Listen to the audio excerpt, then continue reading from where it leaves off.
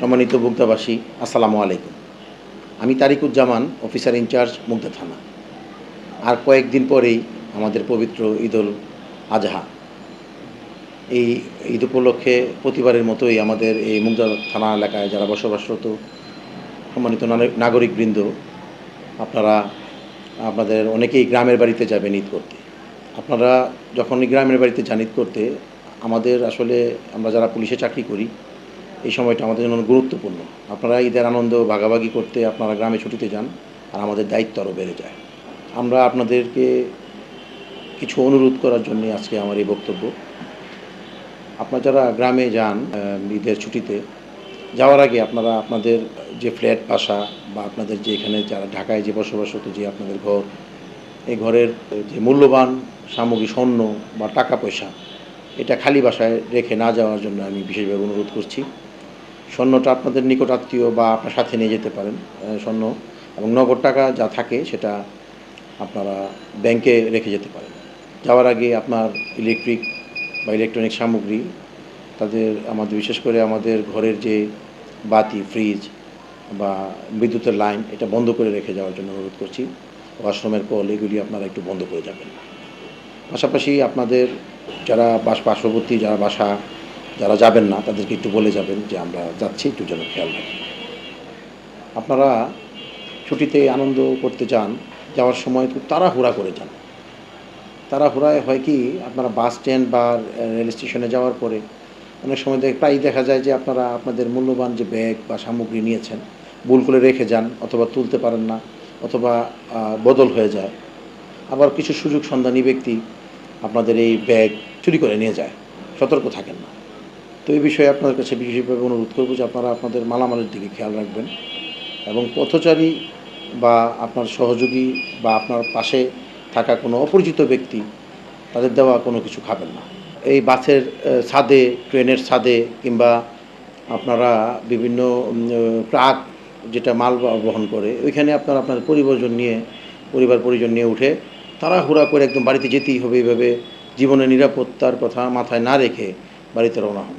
2024 সনের ঈদুল ফিতরে এপ্রিলের 4 তারিখ থেকে 18 তারিখ, এই 15 দিনের চিত্র যদি আমরা দেখি সড়কের, তাহলে দেখা যাবে যে 358টি সড়ক দুর্ঘটনার খবর কিন্তু এসছে আমাদের কাছে।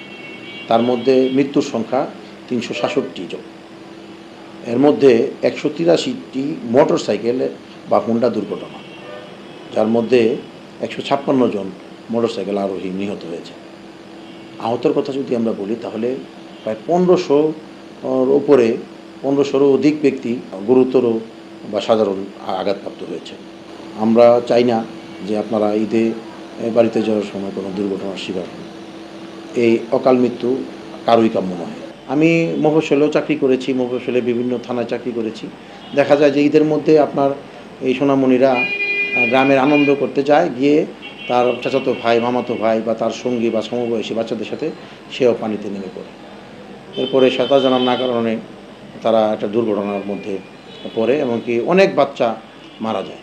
2022 সনের বিশ্ব স্বাস্থ্য সংস্থা এবং ইউনিসেফ বলতেছে যে 2022 সনেই আমাদের বাংলাদেশে প্রায় 14,000-এর মতো মানুষ পানিতে ডুবে মারা গেছে।